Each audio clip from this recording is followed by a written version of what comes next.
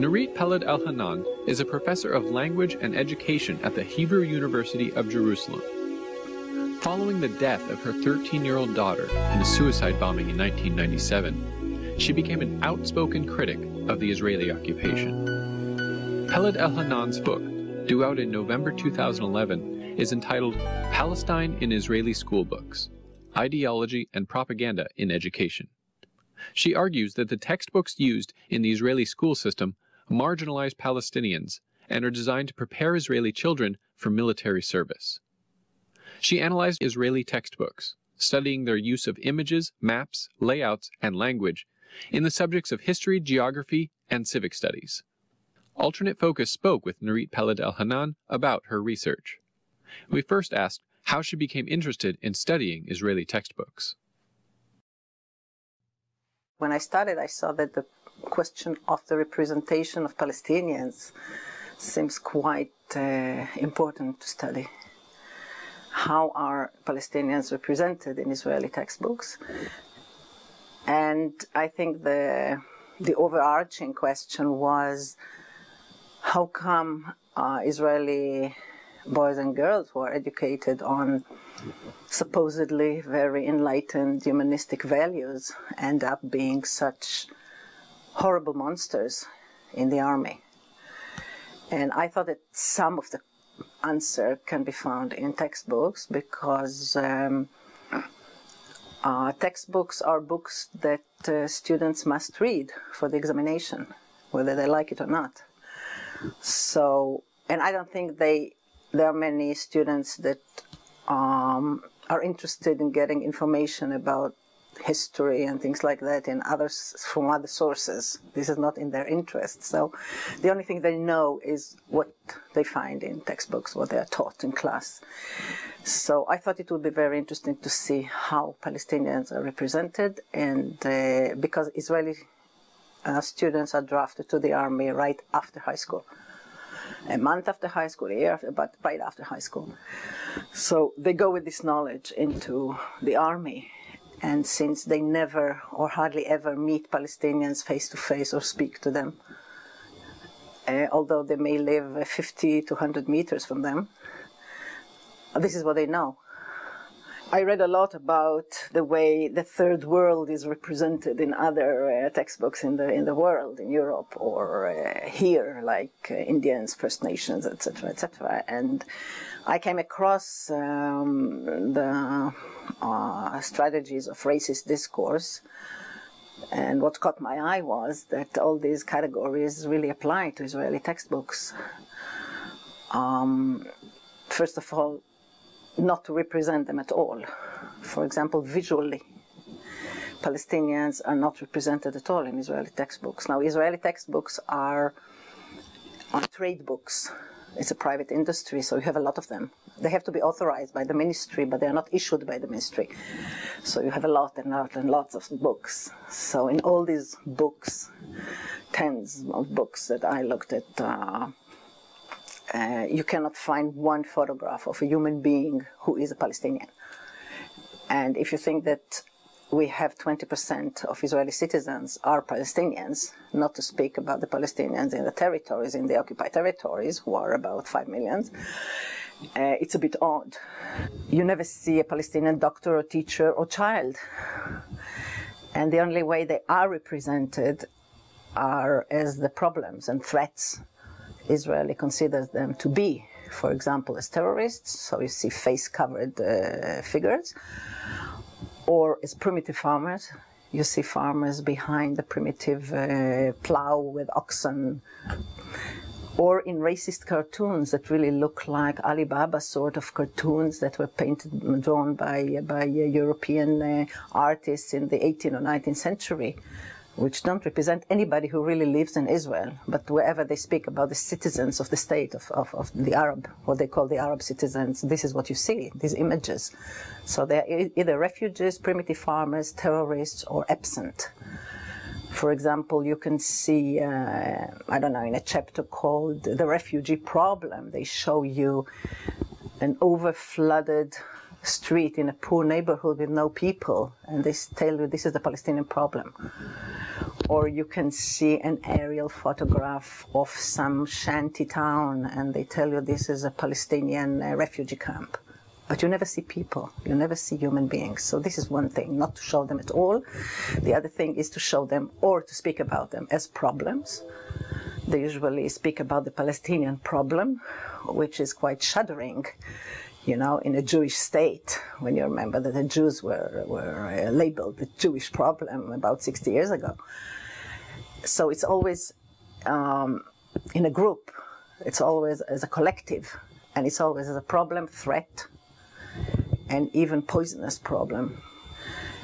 And all this is part of what is called the categories of racist discourse. This is how racist discourse acts, both visually and verbally. So this is something that really was very surprising to me.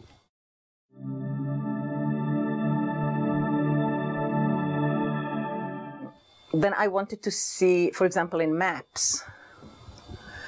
So most books, when they show the map of Israel, they don't show the real borders of Israel. They include Palestine in it. They show you what is called the greater land of Israel. If you see, even the names of the books are never in geography, never the state of Israel, but the land of Israel, which is different. So I think we have like 3 generations of students who don't even know what the borders are. And the people who live in the territories, the non-Jews, they are always labeled non-Jews.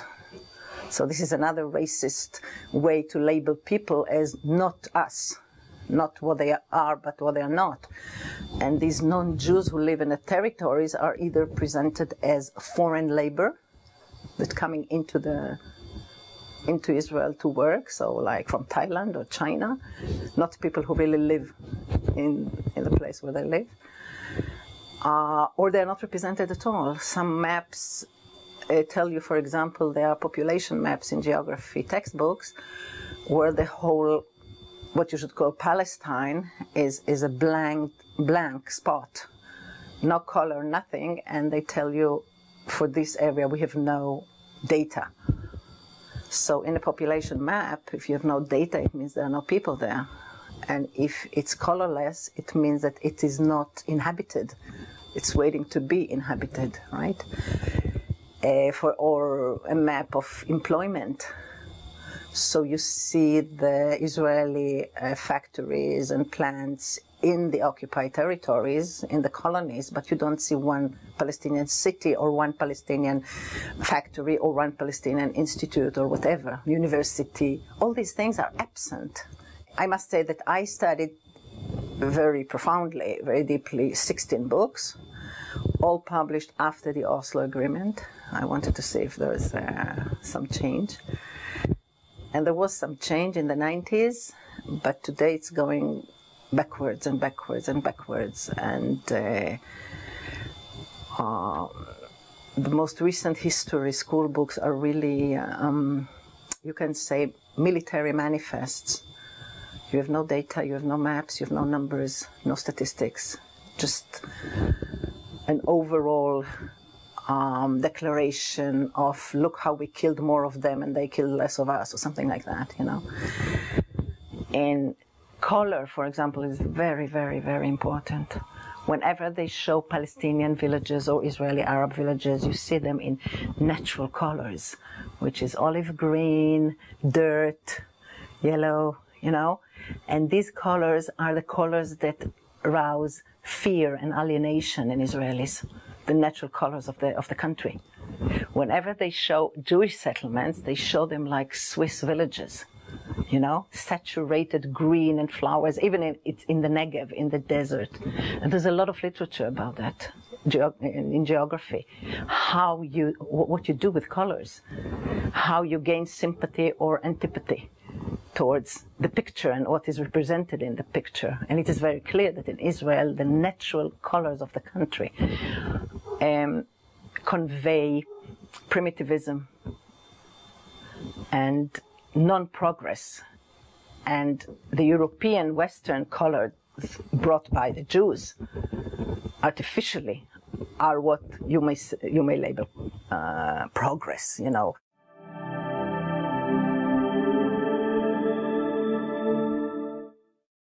I also was very interested in seeing and studying the concept of death. How is death presented to these children? Because Israelis are really educated to worship death, to sacrifice themselves for the country or for whatever, and to see nothing wrong in the death of Palestinians, or maybe not to see anything wrong, but to see it as the lesser evil if it brings any good consequences to us. So I wanted to see into that, and I studied how, for example, massacres are represented, how they are described. I studied the genres of representation of this kind of description, and it always in a sort of very simplistic narratives that have what I should call mythological logic. Like, you know, Oedipus killed his father, but he saved the city. Something like that. So, yes, unfortunately, many people were killed, but it was the guarantee for a Jewish state with a Jewish majority. For example, the massacre of Kibbia, which was headed by Ariel Sharon and his notorious unit of killers, the 101 Killers unit that went to Kibbia to avenge a murder of a Jewish woman and her 2 children in Yahud. Yahud was a cleansed Palestinian city re-inhabited by Jewish immigrants, mostly from Arab countries. And after she was killed, they just went to the nearest village that had nothing to do, or maybe has something to do, I don't know one, but they didn't come from there, and killed the whole village, just demolished all the houses on the families. And this, after describing this, the school books say that this and other such reprisals, it was not the only one, restored the dignity and the morale to the army and the confidence to the Jewish citizens. So you always have this kind of mythological logic, yes? Unfortunately, and they give you some reasons like the soldiers didn't know the people were hiding in their houses that night. Where would they be? Or the loudspeaker didn't work, so they didn't hear us calling them to leave their houses, which is exactly the same argument they gave in Gaza now, in the last, I don't know, massacre of Gaza. Yes, we told them to leave, but they didn't leave. So you always have these kinds of excuses and this kind of presentation which says that any evil done to them is condoned as long as it saves a greater or an equal evil to us. And with this message, they go to the army, and you see that this is the kind of argumentation they always have there.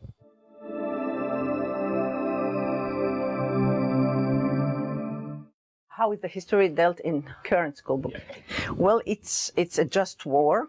48 is a just war. We came there. We offered them a partition. They did not accept it, and so on and so forth. Some myths are broken. For example, that we were less and they were more. These things are a little bit, clarified. But I think there are studies that show that it doesn't matter. When after the children read these books, they go back to the same myths that prevailed before. It's very hard to change myths by school books. I think it's quite easier to reinforce them, but very hard to contradict them. And the war was necessary in order to create a Jewish sequence. So you had to cleanse some villages and cities, and to create a Jewish state with a Jewish majority. This is the main thing. You must keep our Jewish majority. The demographic problem is a deadly problem. And for example, Deir Yassin massacre, that was the incentive for what they call in all the books the panic flight of the Palestinians.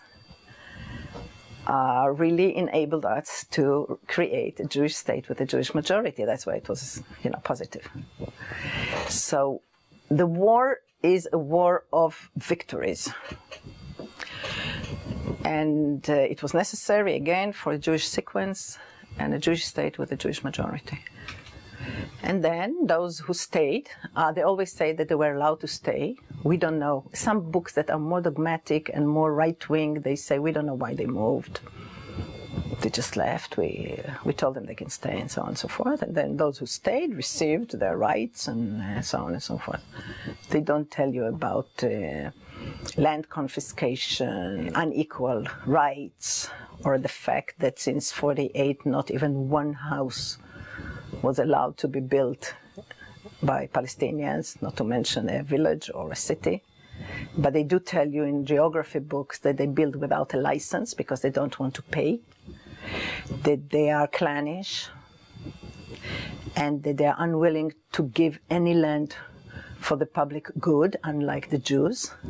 They are presented as people whose inferiority and disadvantage is their own doing or in their nature. Because if you say they are unwilling to give anything or they are clannish and so on and so forth, then it's their nature, and what can we do? In geography textbooks, for example, when you have graphs or diagrams about progress, or progress being expressed in less children, more education, etc., etc., you have this asterisk that tells you the graph does not contain the non-Jewish population. And the thing is that these books, especially geography, are presented as scientific and therefore objective and neutral, and you don't suspect that they are not objective or that this is not the way to do it, and so on and so forth. And the whole thing is to really present them as some outgroup. Now, because they don't call them Palestinians, they call them Arabs. They make them part of the great Arab nation, which is, of course, our enemy, etc. But also they convey the idea that since they are part of the Arab nations, they have so many other countries they can go to. Why should they live with us?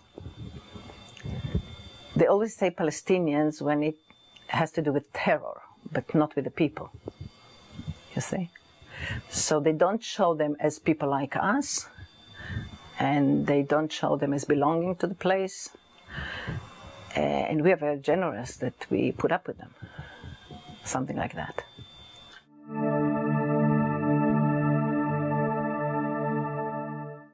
The whole education, everything that has to do with holidays, with memorial days, we have like 3 or 4 of them, the literature, the songs, the programs, everything is oriented towards the army. The army is like the peak of your education, the high point of what it's all about. In high school, they actually bring military people to lecture to the children and to kind of lure them into joining the elite units of fighters and combatants. This is the role model. The role model is the combatant, is the Ariel Sharon type. And they do it, they come to school and they do these lectures, and they also have during high school whole weeks that they spend in military camps, and they get military education to get a feel of it. And this is the aim of their life, to be good soldiers and preferably combatants. I mean, I would say killers, but you know.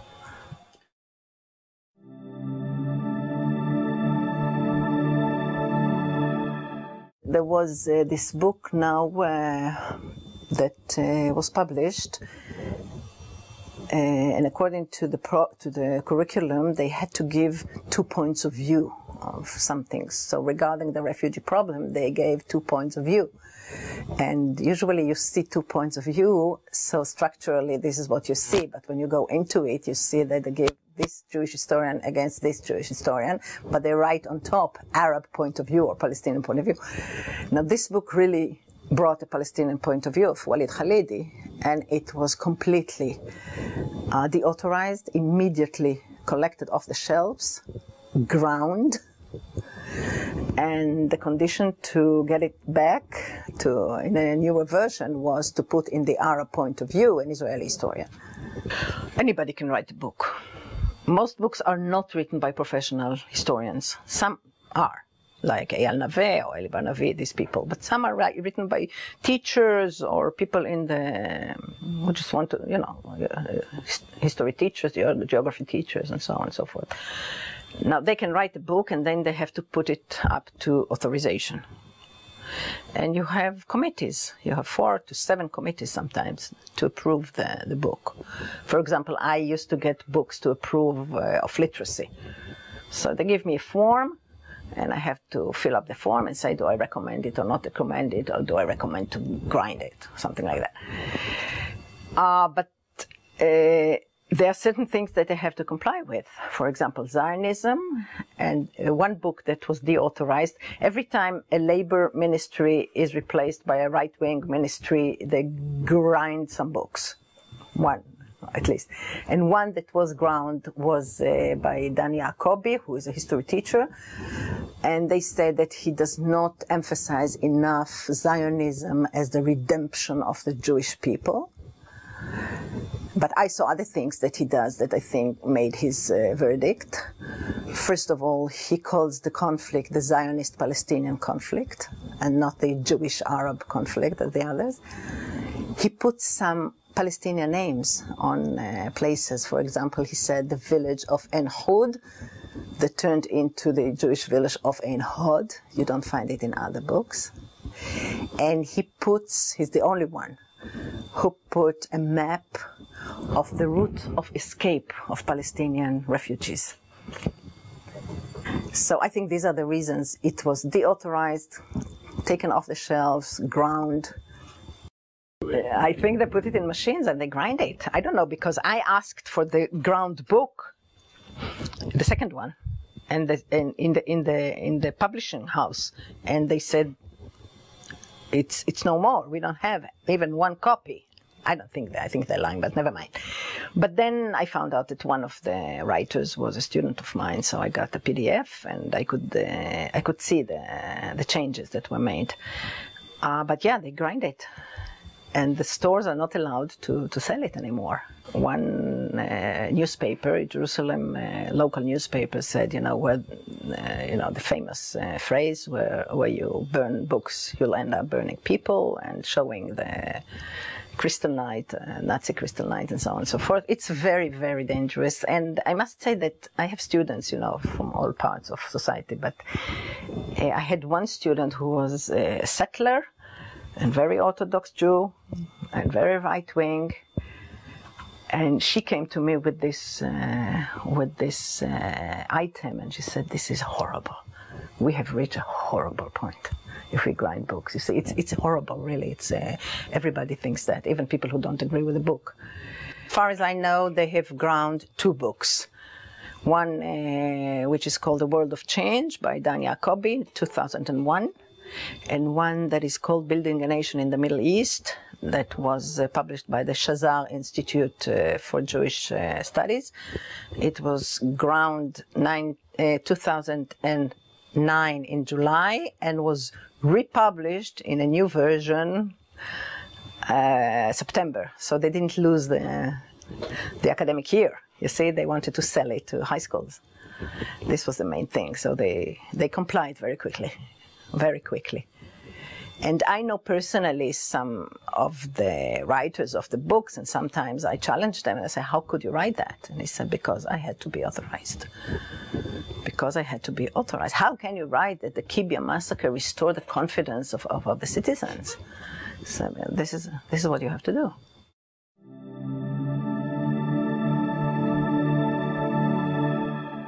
The future looks very bleak, I should say, for everything in this place. I think right-wing is,